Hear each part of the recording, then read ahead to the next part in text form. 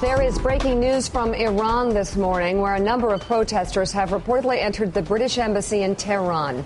An NBC cameraman on the scene says the demonstrators have torn down the British flag and replaced it with the Iranian flag. Reuters is quoting a local news report there that says as many as 50 people are still inside the building.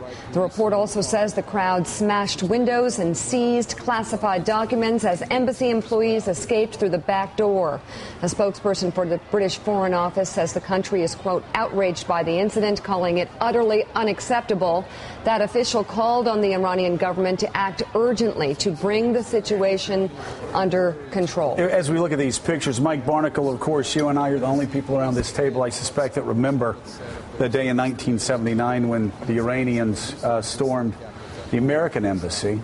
These are different times. You've got Syria now being basically isolated from the Arab League, from the United Nations, and that government will most likely fall over the next 3 to 6 months. That further isolates Iran.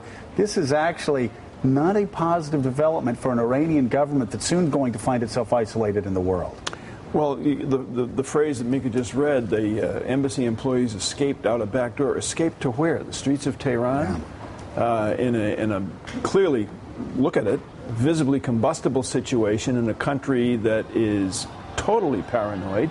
We had the Iranian, one of the Iranian leaders on last week, totally paranoid about the West and about the implementation of what they claim to be their peaceful nuclear intentions.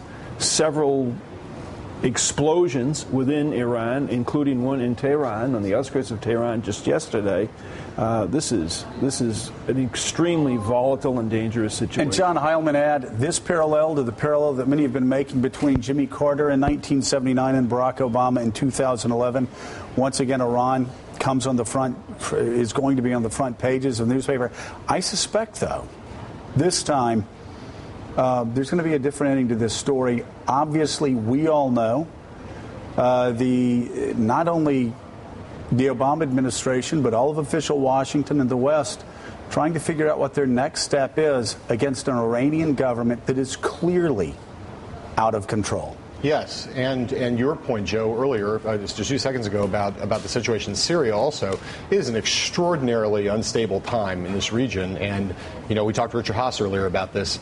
You know, the administration is playing with the combustibility across the region. It is, I can't think of anything that's more of a parallel than, in fact, the fall of the Berlin Wall and the end of the Eastern Bloc. That there's that level of instability and that level of a historic challenge for the president and his foreign policy team to take on. They are managing the transformation of a region right now. And there are a lot of uncontrollable forces, and it's, I think, totally unpredictable how this is all going to play out. But it's going to pose a challenge both for the rest of this year into 2012, and if President Obama gets reelected, it's probably the fundamental foreign policy challenge he's going to face over the course of his second term. Mika, the question has been for some time whether the United States and allies in the West, as well as Israel, move militarily on Iran. I don't know if those online services where you bet on presidential candidates also have odds on military attacks. But if they do, the odds just got much better that this Iranian government is going to face a military strike before the 2012 elections. It doesn't look good at all at this point. We'll be following this developing story.